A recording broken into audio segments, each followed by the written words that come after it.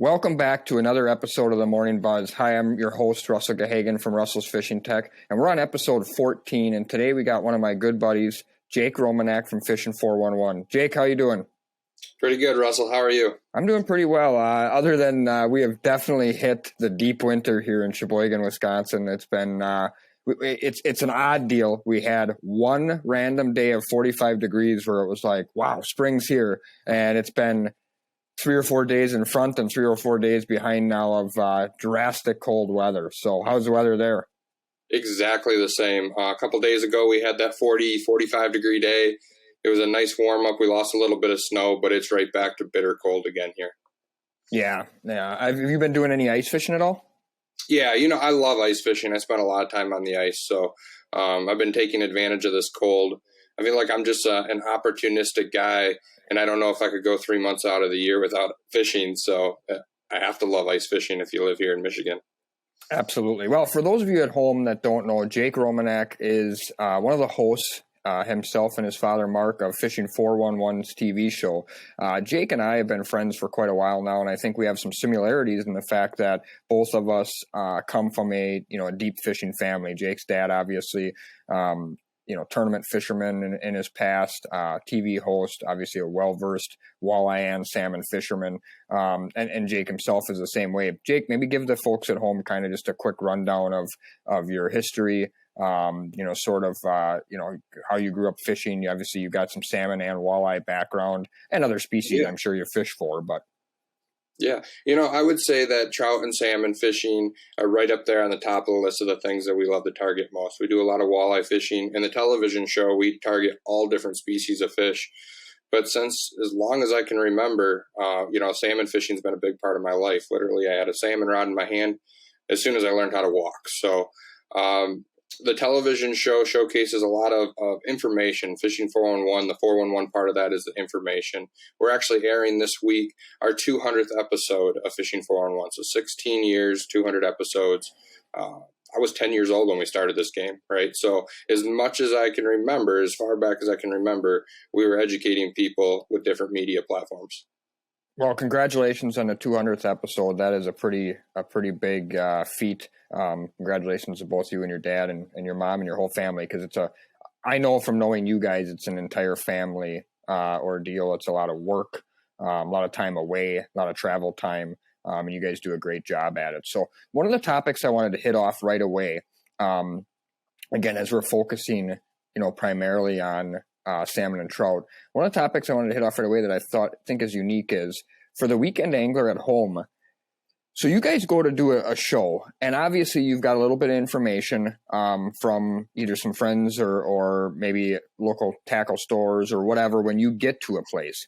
But that's not always the tell-all, right? I mean, you got to put the program together yourself as well. And I think some of the tips maybe and tactics that you guys use to put a program together when you get somewhere like Wilson, New York at the bar, or Frankfort, Michigan, in Lake Michigan, could maybe help the guy who only gets to fish once a month or twice a month on Lake Michigan, and maybe is going to drive 40 minutes, 50 minutes, 2 hours, 3 hours to the port that he's going to decide to fish that weekend. Talk a little bit about that and how you guys approach, all aspects of trying to figure out what the bite's going to be like at this particular place that you're heading to next week for a new TV show.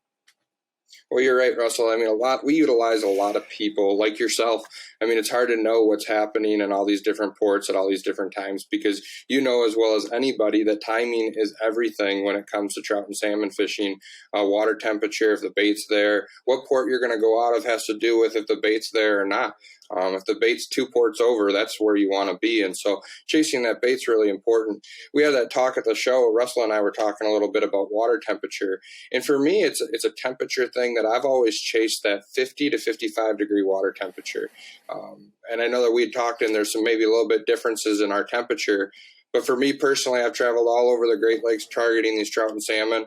And that's That's that temperature. That's what I've always chased is I try to find 50, 55 degree water. Where you find that, you normally find bait, and then you just try to put as many lures into that temperature zone as possible. The cool thing about fishing is there is no absolute. There's always some change, right? Like you might be doing something a little bit different than me. One of the things I love about fishing is it doesn't matter your athletic ability. It doesn't matter your health. It doesn't matter. If you want to go out and go fishing, you can go fishing. And so it's a sport for literally everyone. And there's a lot of different ways to skin a cat. But when we show up to any body of water that we haven't been on, we're stopping in at the bait shops. We're asking as much information as possible. But once you get on the water, it's a confidence thing. It's knowing that the equipment that you're using works, and putting your time in and putting your hours in, and knowing that if you chase that temperature zone, and you cover water, you're going to get in front of king salmon. Because especially with kings, and Russell, you know this as well as anybody, these fish are programmed to eat. That's why I love them. I mean, these fish don't get upwards of 30 pounds in 4 years by not eating. And that's why it's a species of fish that I love to target, because normally if you can find them and you put gear in front of them, you're going to get them to bite. One of the other things that I think really relates to, a lot of the viewers that are going to be watching our show is, you guys use 18 to 21 foot boats, primarily. I think you've changed different boats over the years or whatever. I mean, I think you're using is it Starcrafts primarily now? Yeah, the last how many years? But you're right. Anywhere in that 18 to 20 foot category. Yeah, so you've had some different models and things like that, but that's sort of my point, right? You guys are doing what, for the most part, what the weekend angler should be doing to be successful, which is you're driving to the port where the hot bite is with your 18 to 21 foot boat, and you're having success because you're going to where the fish are. Talk a little bit about maybe some of the things that you look for when you're going to go fish a place, and knowing that you have an 18 to 21 foot boat. Obviously, weather's an impact, but knowing that you have that boat, what are some of the ways you try to fish and things you try to do to be successful with that size boat? Because I know you fish plenty in bigger boats on Lake Michigan, I'm sure as well. So it's not a 28 footer that you're charter fishing out of. It's a 18 to 21 footer that you're having fun and filming out of. And you're right, Russell. And I think that, I worked for 5 years on the back deck of a charter boat, and it was a 32-foot boat with a 12-foot beam. And we ran a bunch of downriggers and had a bunch of divers. And I stepped from a boat that we'd fish on an average day 16 to 18 lines to a smaller boat where you're stuck to fish less lines. You're just fishing out of a smaller boat. And so that makes utilizing that temperature and what you're fishing that much more important, because you're just simply fishing less gear. But you're right, and that's the huge advantage of the smaller boat. When I was just a little guy, I live in northern Michigan. I'd fish Frankfurt all the time. And if you showed up in Frankfurt in the month of August, you were going to catch a pile of kings. It was that simple. Just the amount of fish in the Lake Michigan system at that time, you could show up to Ludington, Manistee, Frankfurt, and just catch fish. Now the ports are very important on where those fish are. I kind of describe it as like a pinball effect in Lake Michigan. There's less fish in the system, and so they're moving around to these different areas or chasing bait. And if the conditions are right in Frankfurt, there's going to be fish in Frankfurt, but that does not necessarily mean there's fish in Ludington. And that just has to do with less fish in the system, which makes trailering a boat to those destinations that much more important. Yeah, the trailering effect, in my opinion, is almost the most critical thing right now. I really believe, and this is coming from a guy who, shares a charter boat with a friend or a business partner, whatever way you want to look at. We have a charter boat, Fish Stick Fishing. My cousin has a 28 footer. I've had multiple, big boats in the last 15 years. I really think the game is now in that 18 to 22 foot. They keep the trailable boats keep getting bigger, but 18 to 22 foot class of boat for the Great Lakes fishing. And the reason is and I've done a ton of this with a friend of mine, Matt Clinton, who I've had on both the Morning Buzz here and has done a lot of videos with me. He's got a 20 or 21 foot Skeeter. I think it's 21. And I mean, we go everywhere. We go down to Indiana, we go, to Illinois, we go to, we fish all up and down the Wisconsin shoreline, obviously. We try to go as much as we can, time allows, to where they're biting. Because it just doesn't make sense to spend, 8 hours fishing somewhere where there's no fish if you can spend, 4 hours in the car and 4 hours fishing somewhere where there's fish. Right, absolutely. And then just the progression of our fish in Lake Michigan, how they all go to southern Lake Michigan in the wintertime. This has been a very cold winter, which tells me that these fish are going to be piled on that southern part of Lake Michigan come springtime. And so I'm going to be hooking up my boat and driving there. Fishing the northern part of Lake Michigan first thing in the spring. You might catch some fish. I'm not saying every fish in the lake goes there, but the majority of the fish in the Lake Michigan system end up in that southern part of Lake Michigan. And again, like you said, with trailering, I can hook up my boat, I can drive down to those southern ports, and I can catch a pile of fish just by being mobile. All right, let's talk boat setup for a minute, because I think this is really important for maybe some of the newer guys at home, or just people that are maybe, obviously the boat market's on fire. Guys are buying new boats, they're buying used boats, they're selling their boats, they're getting different boats. I mean, there's all kinds of this going on right now. So let's talk a little bit about it, because nobody at this point, in my opinion, should know better than you guys how to set a boat up successfully, 18 to 22 footer for fishing salmon and trout and walleye trolling, because you're doing it year after year after year as you guys are rigging new Starcraft. So talk a little bit about, how you're setting up your boat for trolling, how many rods you're trying to troll on a regular basis, and maybe kind of just a layout of and the types of rod holders, individuals versus trees versus tracks versus not track, all that kind of stuff. What's in your opinion? Because again, like you said, there's a lot of ways to skin the cat on all this stuff. But in your opinion, what's the right way to set up an 18 to 22 foot boat for Great Lakes trolling walleye / salmon right now? Well, we turn our boats every single year. So every year we start over, and I've rigged a pile of boats. At 26 years old, I've probably rigged 20 plus boats for fishing. And what's really important is I still feel like I think the downrigger game gets lost, and people feel, do I need the downrigger? Do I not need the downrigger? I absolutely believe that you need the downriggers on your boat. And so instead of running like on a big boat, you might see 4 of them on there, or even 3, one down the chute. In a small trailerable boat, we drop down to 2 downriggers, one on either side of the boat. And then from there up, we're going to work our way from the downriggers up. I first set my downriggers, and what I like to do is on every downrigger you buy, it doesn't matter what brand you buy, there's a rod holder right on the downrigger itself. And that's okay. That works if you don't have the extra rod holder. But what I like to do is coming directly back from that downrigger, I run a single tube Cisco rod holder, and I run that in line with the gunnel of my boat. And the reason for that is it's easier for me to pull that rod out of the holder than it is when it's out over top of the rigger. I don't want to make a long reach and have to pull that rod way out there. I still keep the rod holder on the rigger because as kings are at the back of the boat, I can use that rod holder to move the lines around and get space to the back of the boat. And then from there, I go up to a cradle style rod holder, which is what I prefer for diver fishing. I personally like the cradle style because I feel like it's easier to pull that rod out of the holder when you got a 25, 30 pound king pulling on the line. If I'm double stacking divers in this situation, then I would run 2 cradle rod holders in that place. If I'm only running 1 diver, maybe just 1 slide diver high up in the water column, I'll just run 1 cradle rod holder. And then as I go up even further, then I go to a tree style system, a rod tree, where I can stack my planer board rods up on the tree. And the nice thing about a tree is it gets your rods up and out of the boat. As far as it kind of opens up the floor plan of the boat. You don't have butts of your rods sticking in the boat. And if you can easily run, 6 lines out, so 3 lines aside. But I would say primarily in a smaller boat, for an average weekend guy, you're looking at a max of 8 lines to be comfortable. That's kind of my go-to spread, 8 to 9 lines pretty much each time I go out.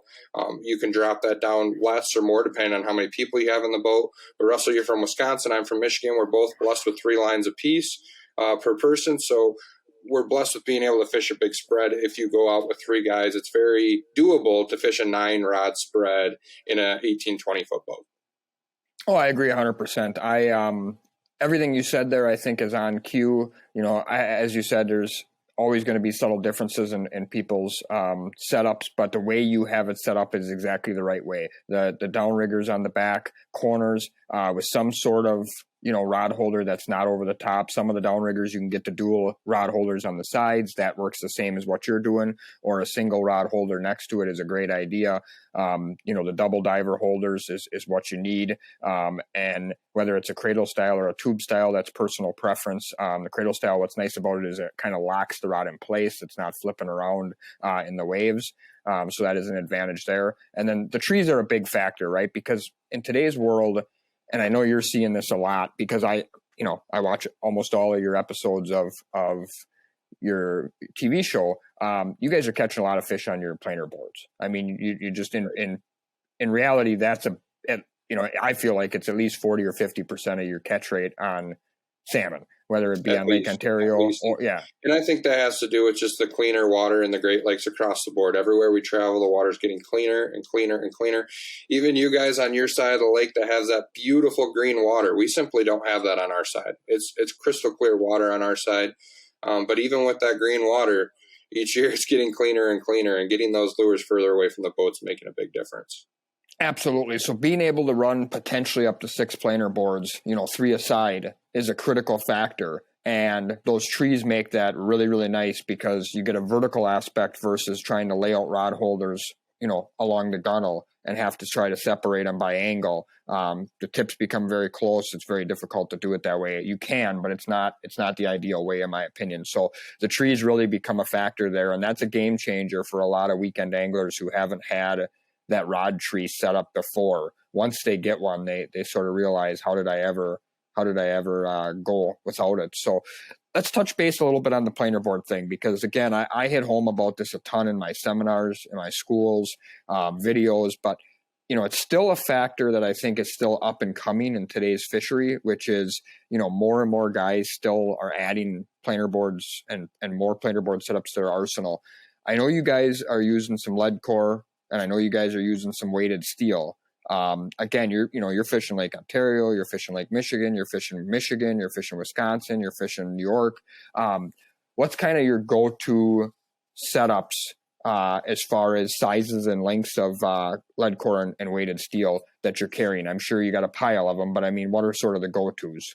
Yeah, absolutely. I have a pile of them that you just kind of, over time, you're going to have more and more setups. I mean, Russell, but for the guys at home that don't know, the disadvantage of this weighted line is that it really only does one thing. And what I mean by that is a 3-color of lead core is only ever going to be a 3-color of lead core for the most part. So you can let more line out and try to get a little deeper. But you need to have a fair amount of rods and reels to be successful lead core fishing or copper fishing or steel line fishing. And I've preferred to use lead core if I can. If I can reach those fish with lead core, I just like the characteristics of, I personally use, it's not a sponsorship thing, I just personally use the Tough line. They're micro lead core. I've just had a lot of success with that lead core. It's a thinner diameter, really tough stuff. I'm getting 3-4 seasons on it. As much as I'm fishing, I've been very happy with that. But basically what I'm looking at is, in a perfect world, what I'd like to see is 2 3-colors, 2 5-colors, 2 7-colors, and 2 10-colors of lead core. So I can run one on either side of the boat. And then from there, if I can't reach those fish with lead core, then I see myself going into more of the weighted steel line. Now, weighted steel, we tested it this year with precision trolling, and it runs very similar to like what copper line runs. And if anybody's ran copper before, they know that there's some good things about it. There's some bad things about it. You just have to be very careful with copper. It kinks and uncoils very easy. And I found with the steel line, it's very user-friendly. It doesn't want to get that bird's nest and then I'm having to untangle in the boat, because inevitably it's going to be rough out and you're trying to get an untangle out in your reel, and you're going to put that reel down. It'll be the last time you pick it up. So I feel like the steel line's a little bit more user friendly in that application. And I use the steels primarily for reaching deeper. Then I'm using 250, 350, 450 steels to get deeper. I know guys that like to use those shorter steel lines, and again, a lot of ways to skin a cat, but I feel like in my own personal preference, I love the characteristics of lead core, how easy it is to fish. And if the fish are in the top 55 feet of the water column, I'm normally fishing primarily lead core. Well, maybe you can give the folks at home a little bit of a sneak peek, because it's one of the most heated debates in salmon fishing right now, believe it or not, is weighted steel versus copper. And depth wise. The folks at the company that make weighted steel, who's a good friend of mine, Matthew Sorey from Torpedo Divers, versus the folks at some of the copper companies, naturally there's a conversation, and the guys at, the copper companies are saying that the weighted steel does not achieve even close to the same depths. Right. And I've used both, and I've had great success with both. But even myself, I've been a little reluctant to make 100% of a change to weighted steel because of that reason. Some of my longer coppers I've hung on to just because I personally don't know for sure if it's getting down or not. I, like you, love the weighted steel for the ease of use, but just question the depth. So you have tested that now, and what were your findings? It's on the Precision Trolling app, Russell. We tested it, so it's under in the section of the Precision Trolling app. It's under Torpedo Diver because that's the manufacturer that makes that weighted steel. And what I've noticed from testing it, we tested it in length because when I ran my first numbers on it, I thought it was wrong. And because I thought it was wrong because it was higher up in the water column than what I personally thought it was getting. Then what I quickly realized after doing a bunch of tests on it is that even more so than copper, weighted steel is extremely speed sensitive. I mean, literally by a tenth of a mile an hour is changing everything. And so I think that's where you're getting this mixture of arguments with guys, is that literally a couple tenths of a mile an hour difference is all the difference in the world for this stuff to run deeper. If you're pulling, this weighted steel at over 2.5 miles an hour, it's going considerably shallower than if you slow your speeds down. I know, Russell, you like to troll slower. You're going to get significant more depth on weighted steel going below 2 miles an hour than I would say if I was going 2.5 miles an hour. And so if you look at the app, the numbers are up on the app. We have it posted now. It's pretty mind-boggling. By the second you slow down, that weighted steel is sinking to the bottom very, very fast. More so than lead core, more so than copper. I feel like this is an extremely speed-sensitive presentation.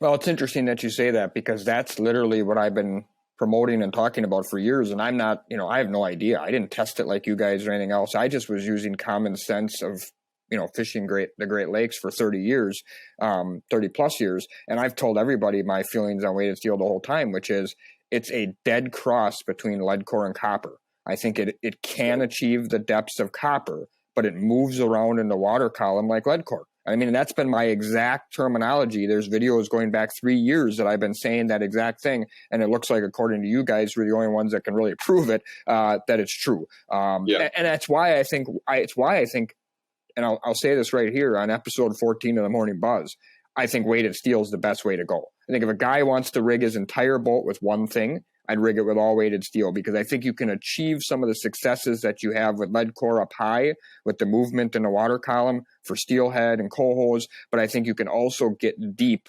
for kings and Lakers if need be with that same product. And it's just way easier to use than copper is for a newer angler. So to me, Torpedo Divers weighted steel, and they're not a sponsor of mine by any means. I like Matthew, he's a friend of mine, but I don't, I'm not getting any free spools of line or anything. So I just think it's a way easier product to go with for everybody at home, and it works. And apparently it can achieve the depth. So you're just going to have to be sensitive to that. I don't want to pull it up on my phone, although I am a lifetime member of Precision Trolling app, just so you know that. But I don't want to pull it up right now. But would you say at 2.5 miles an hour is the weighted steel to copper difference 10%, 20%, 30%? I mean, if you had to just throw a number out there off the top of your head. Don't hold me on these numbers because we do a lot of testing and they come out one ear and out the other because, I think Smart Man once said that don't memorize something you can easily look up. And I've taken that to heart with Precision Trolling. So, but if I remember right, like I'm talking like a 300 weighted steel at like 2.5 miles an hour was somewhere in that 50, 55 feet down range, which in my mind I thought would have been considerably deeper than that. That's about what a lead core goes, like a 10 color of lead core. However, when you drop that speed to 2 miles an hour, now you're down to that 65, 70 foot range. You drop it down below 2 miles an hour and you're quickly below 70 feet. So it literally, the dive curve just tanks as you start to slow down. So you're right. I would agree with that. I really like the weighted steel. I know that guys are running longer leads, shorter leads. I know some guys on Saginaw Bay that are running them for walleyes and have really gotten to love this weighted steel. The user friendliness of it is what I like the most. The fact that I have people on my boat, I'm coming all the way back from charter fishing. You charter fished a ton. You know that when you hand a copper to somebody that's never handled a copper, something bad's going to happen, and that's not fun. As a consumer, you go out and you spend all this money on this expensive rod and this expensive reel, and you put expensive copper on it, and you ruin it your very first trip out. You get very frustrated. Absolutely. Well, it sounds like if people at home follow me, they should just follow my 1.9 to 2.2 speed range, and they'll get their weighted steel right down where their copper was. They won't have any problems at all. So let's talk a little bit about something I'm super fired up about this year. I'm going to go back to Wilson. I talked with Captain Casey Prisco from the Dirty Goose a couple weeks ago on this morning buzz, and I'm going to go over and fish with Casey for about a week and go back to Wilson. I went there once and fished the Wilson Invitational, had an absolute ball. That Niagara Bar is something, that fishery is something unlike anything else. Casey talked a little bit about it. I think it's a really fun place to talk about. I also think for anybody who fishes Great Lakes salmon and trout, it's a destination trip. I don't care if you live in Sheboygan, Wisconsin, you live in, Racine, Wisconsin, you live in Sturgeon Bay, Wisconsin. If you're a diehard king salmon fisherman, you should consider, if you have an 18 to 22 foot boat or trailerable boat, you should consider taking a trip to, Wilson, New York, and fishing at Niagara Bar in the spring. Give everybody at home maybe like a 5 to 10 minute, talk about, you've done a bunch of shows there, time of year, what is the bite like? What depths of water are you generally fishing? What kind of tactics are you using? And just how good is it? Because everybody talks about it can be really good. Yeah, well, and maybe I'll get in trouble for this. I don't know, but I will make the statement publicly that it is the best salmon fishery in the Great Lakes, period. I don't know if anyone could argue a better salmon bite. The one thing about the Niagara Bar is it really is a year-round fishery. If you can get there, there's fish to be caught on the Niagara Bar. I like to start in about the month of May. That seems to be ideal. What we see a lot in that area, you got to picture Lake Ontario, right next door is Lake Erie. A year like this, we're going to have a big ice dam, and that ice is going to want to come down the Niagara River, but they put a block there to stop all the ice from coming down the Niagara River and wrecking a bunch of stuff. And so that keeps the water ice cold longer, which it might take a little bit longer for this spring bite. It just depends on our warm up and how fast this ice goes away. But normally about the first week going in, maybe the second week of May is when this bite starts. The whole month of May is good. The whole month of June is good. And if anyone's ever traveled to like places like Frankfurt, I think that's why I fell in love with the bar so quickly, is because I grew up fishing king salmon on steep structure. The type of structure where you change your boat with just a couple, feet, and all of a sudden you're in way deeper water. And that's exactly how the Niagara Bar is. It's a very steep piece of structure, except it's offshore. So you run offshore and you're running that piece of structure up and down. Now, the one thing about king salmon we already talked about is they like to eat. So what happens is you put a pile of fish in a small area, and there's a lot of bait, you're going to catch a pile of fish. And back in the day in Lake Michigan, when fishing was unbelievable on the Michigan side, we would have those 20, 30 fish days. But they were rare, but every once in a while you'd have those 20, 30 fish days. As a small boat fisherman on Lake Ontario, I've lost count of the amount of 20 to 30 fish days we've had. In fact, and if you show up there in May, I'm scratching my head if we're not catching 20 kings a day. It's that good of a fishery. The other thing I like about that May fishery is the fish are high up in the water column. They're all going to be in that top 50 feet of the water column, so it's easy to target them. Downriggers do well. Divers with shorter leads do well without having to have big mag rings or mag divers.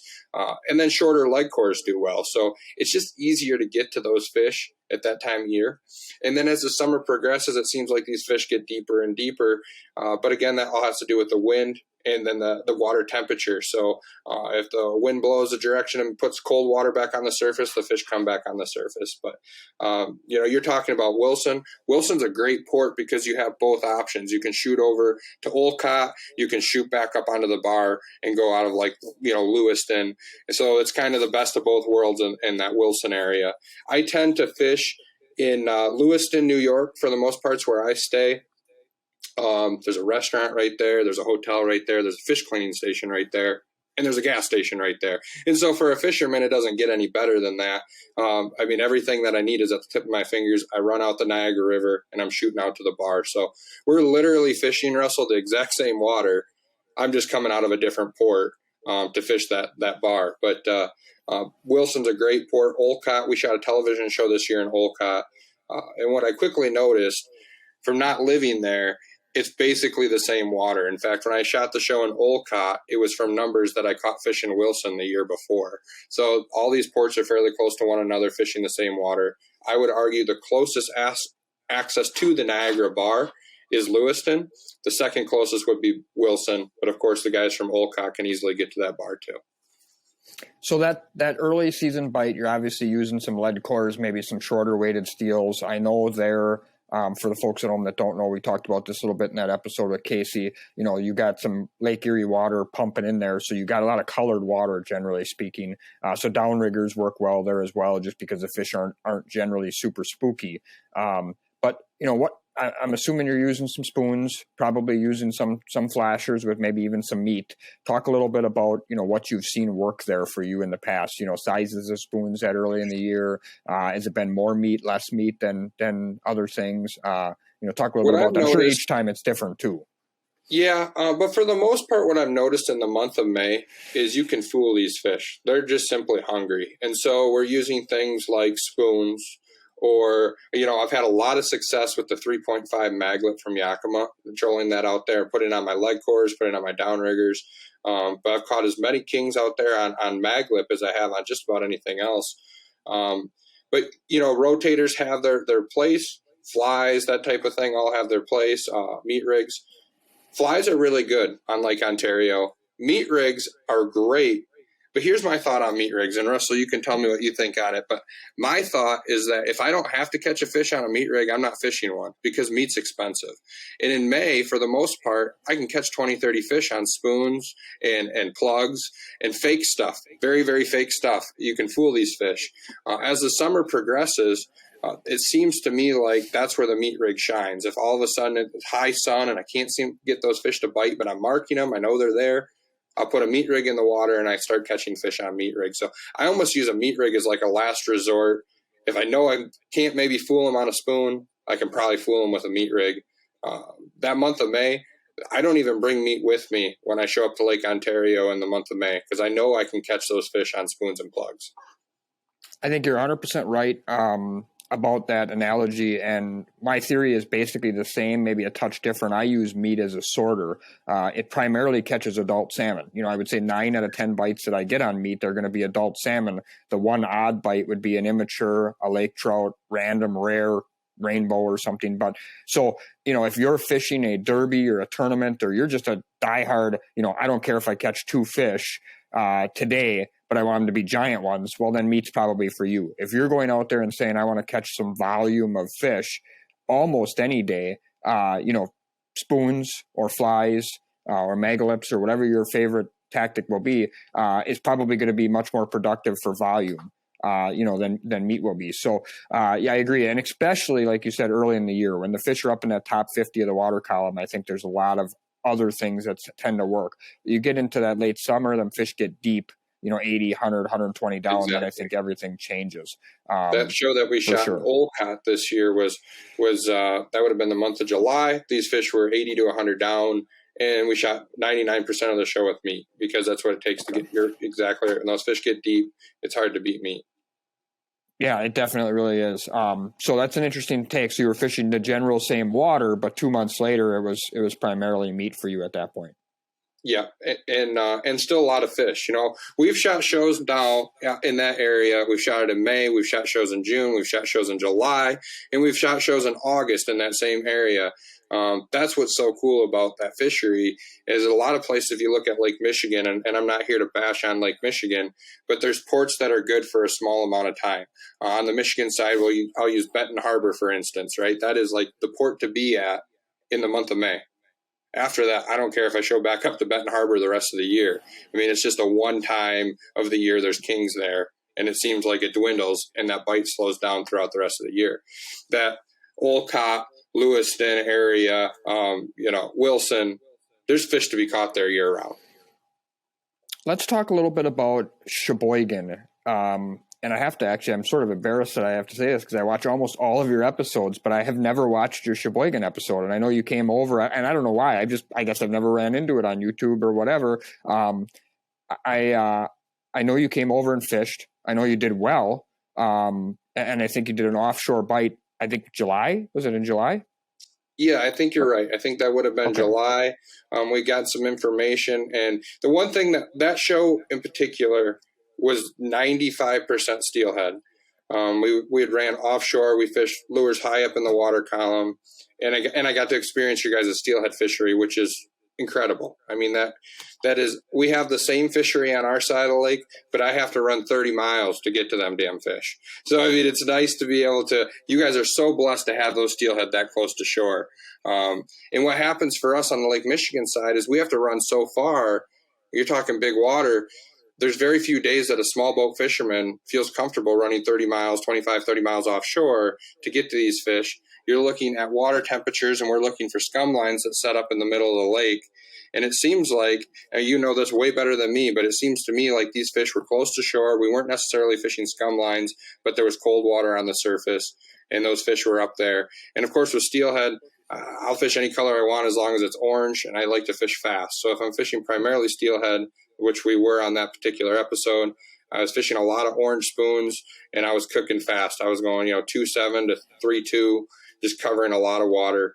And I remember that show well because we found a pot of steelhead that was probably only about a football field's length. But as you would go through that pod, you would catch 2 or 3 fish, get 2 or 3 fish on, and then you'd make a circle around, come back, and another 2 or 3 fish on.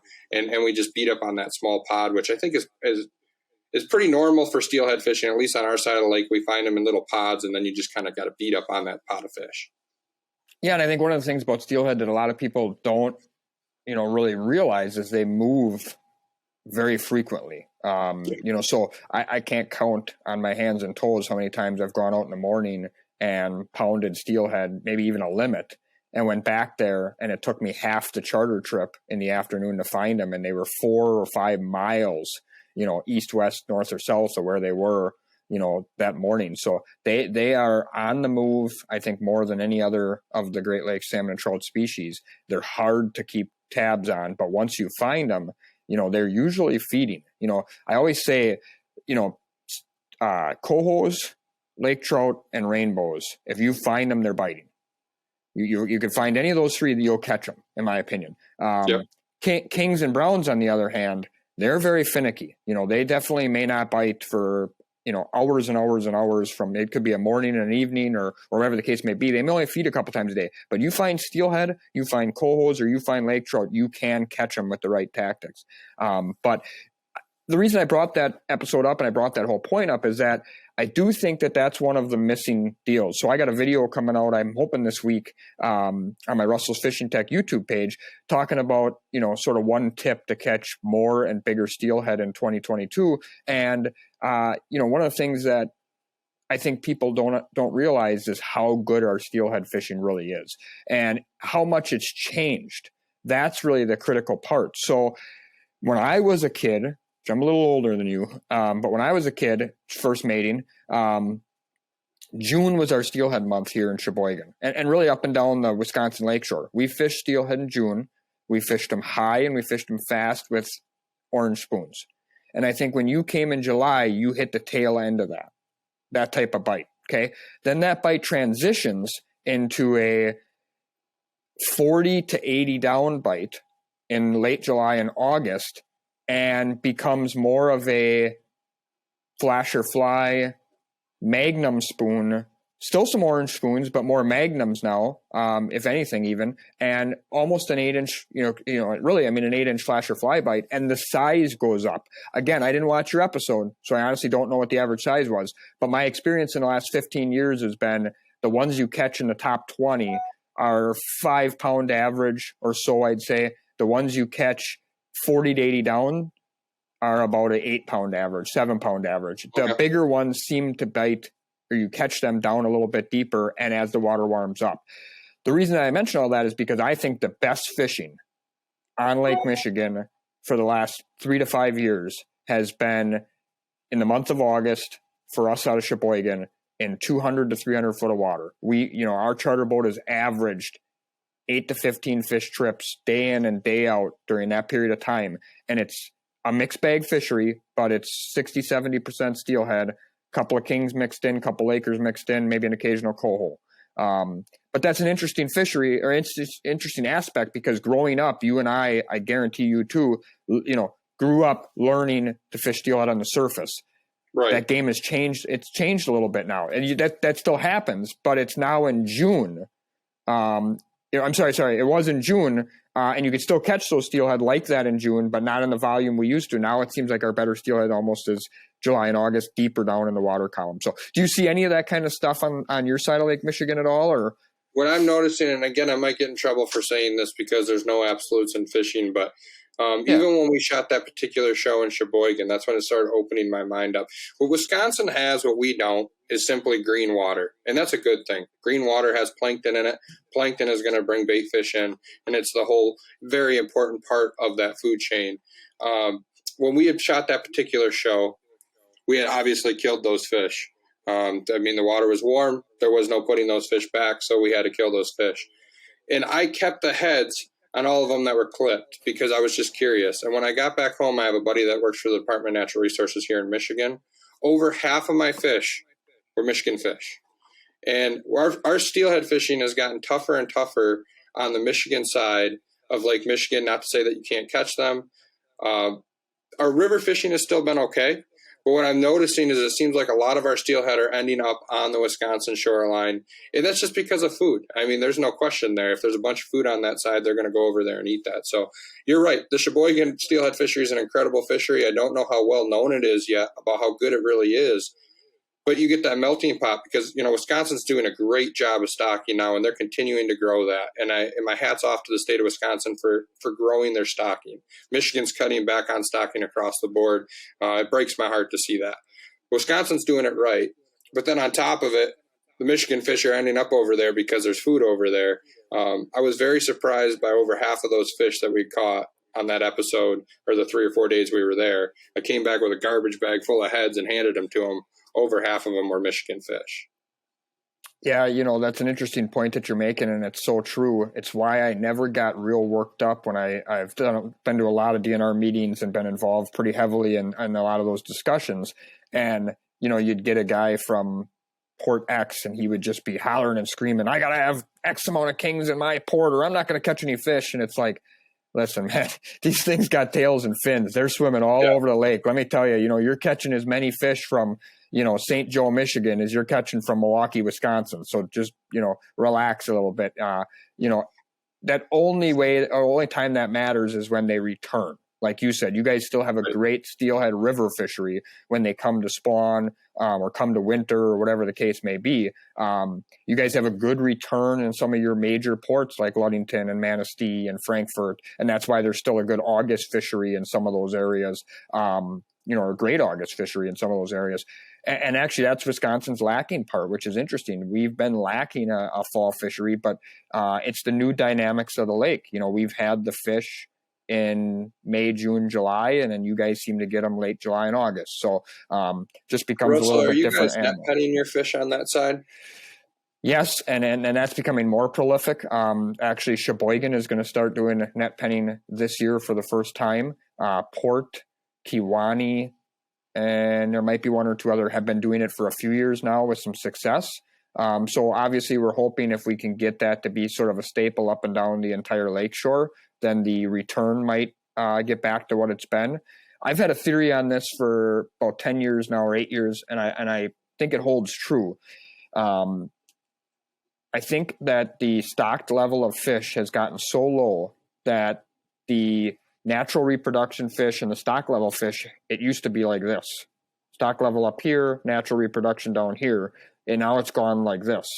And because it's gone like this, I think what happens is when the natural fish go home, they all go to Michigan because we don't have any basically natural reproduction on our side. I think a lot of them stockers go, well, what's going on? And they follow them to Michigan, right? So we just lose all of our fish on the Wisconsin side.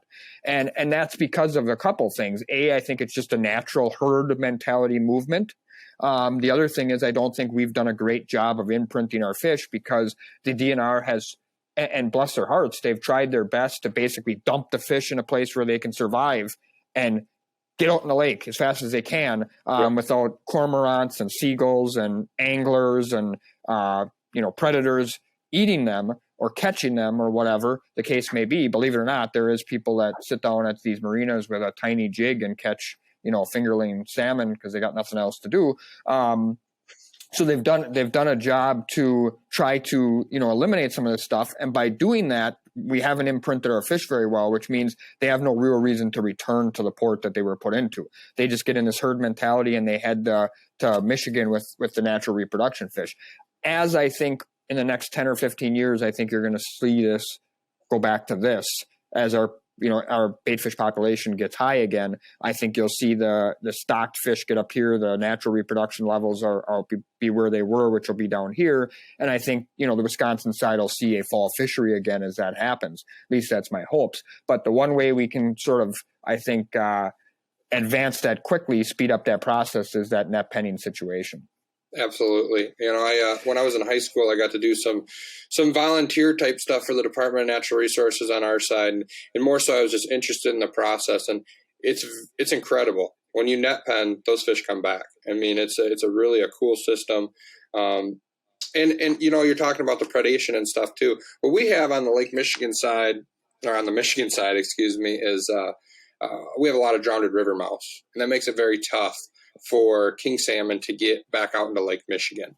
So we might have some good natural reproduction in the river, but what happens is when these smolt then get shoved out into these drowned river mouse, they're getting shoved out into these river mouse in the month of June, which is the same month that the alewives are coming into spawn. And so it just becomes this feeding frenzy for birds. I mean, it's you show up to like Muskegon in the month of June, and every seagull, I think, that's in the Midwest is on Lake Muskegon eating alewives and eating baby kings and everything else that's coming out into that.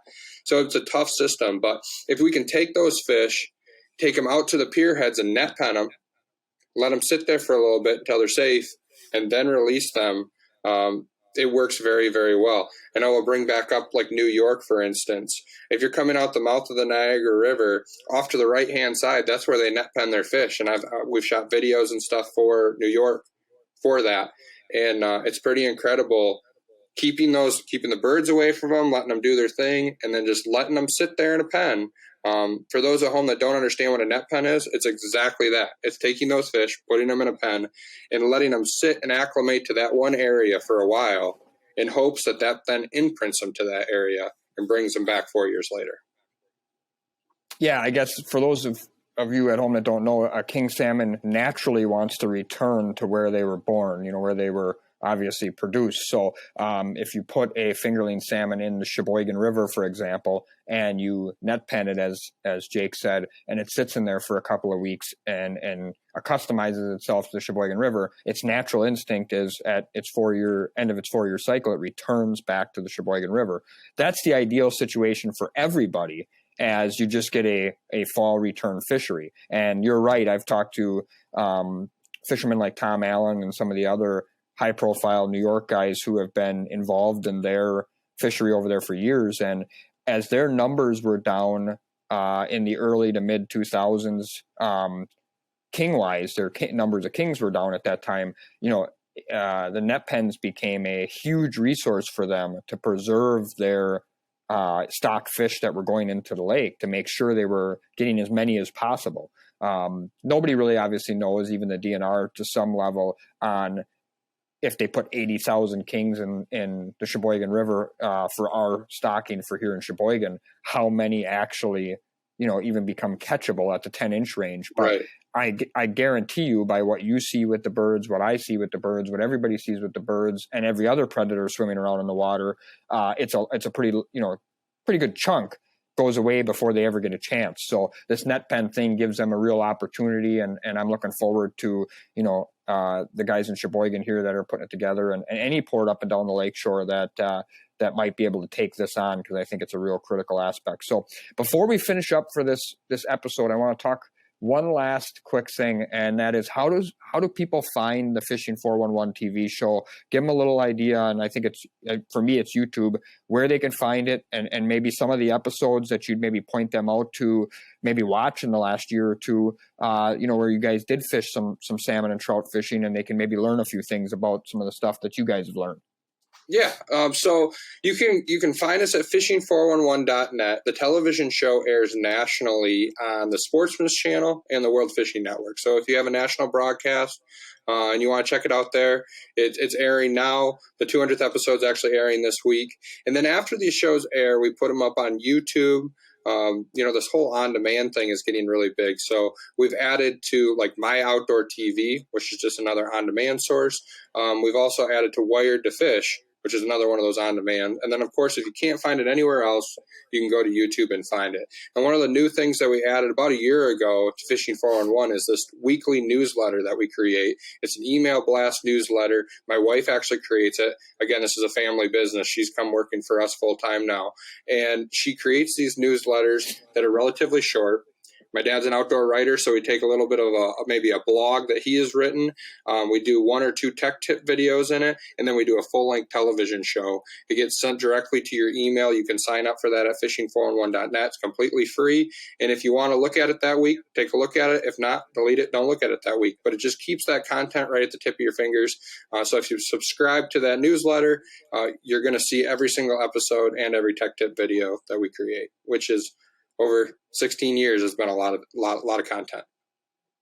Absolutely. Well, I think if you've watched this or listened to this Morning Buzz episode 14 with Jake Romanack, you should probably get on one of those sources and find some of the Fishing 411 videos. You could look up that Sheboygan one. You could look up any of the Wilson, Lewiston, Alcott ones. You guys have fished Frankfurt. I know I've watched before. You fish Benton Harbor / St. Joe, which is a great place to fish in the spring. If you're looking to get out on Lake Michigan or Lake Ontario and, look for some of the premier ports and some of the premier tactics, look up Fishing 411. You'll find Jake, his dad, Mark, and they're real helpful to help you find some stuff. So again, this is episode 14 of the Morning Buzz with Russell's Fishing Tech. Thank you very much, Jake, for taking time today to talk about fishing with me. It was a lot of fun, that's for sure. I appreciate your time. Thanks, Russell. Appreciate you having me on. All right, that's it. We'll see you next week with episode 15 of the Morning Buzz.